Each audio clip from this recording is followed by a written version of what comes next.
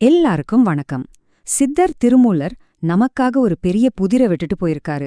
அதுதான் அந்த 3 மர்மமான மண்டலங்கள். அது என்ன, அதோட ரகசியம் என்னவா இருக்கும்?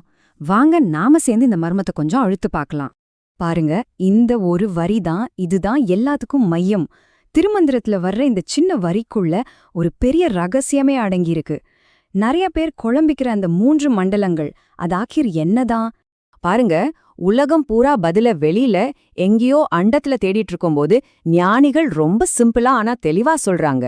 அந்த 3 மண்டலங்களும் உங்களுக்கு வெளியில இல்ல, அது உங்களுக்குள்ளேயே இருக்கிற 3 ஒளி மூலங்கள். ஆமா, உங்களுக்குள்ள. சரி, நமக்குள்ள இருக்குன்னு சொல்லியாச்சு.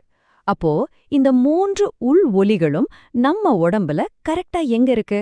வாங்க ஒன்னொன்னா பார்க்கலாம். முதல்ல சூரிய மண்டலம். இது வேற எங்கேயும் இல்ல, உங்களுடைய வலது கண்ணுல இருக்கிற ஒளிதான் அது.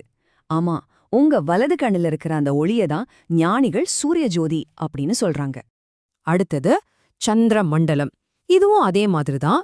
உங்க இடது கண்ணுல இருக்கிற அந்த ஒளி, அதோட பேரு தான் சந்திர ஜோதி.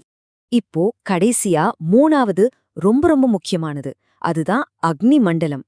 இத உங்க ஆன்மாவோட மையத்துல அந்த உள்வெளியில பிரகாசிக்கிற ஒளி. இதுதான் எல்லாத்துக்கும் ஆதாரமான சக்தி, அதாவது ஆத்ம ஜோதி. சரி, இந்த 3 ஒளிகளை பத்தி தெரிஞ்சுக்கிட்டா என்ன ஆகும்?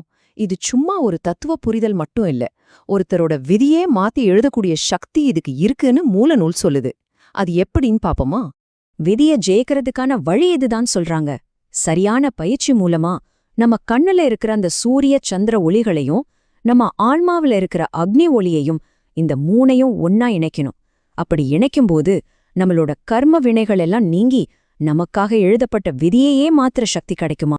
இந்த 3 ஒளியையும் ஒன்னா இணைக்கிற அந்த முறைக்கு ஒரு பேர் இருக்கு. மூல நூல்ல இத திருவடி தீட்சை அப்படின்ற ஒரு குறிப்பிட்ட தீட்சை மூலமா தான் அடைய முடியும்னு சொல்லப்பட்டிருக்கு. அப்போ வெளியுலகத்துல பதில தேடுறத விட்டுட்டு நமக்குள்ளேயே இருக்கிற இந்த 3 ஒளிகளை பத்தி தெரிஞ்சுக்கிட்டு அத ஒன்னா இணைக்கிறது தான், இதுதான் உண்மையான விடுதலைக்கான பாதையா இருக்குமோ? யோசிச்சு பாருங்க.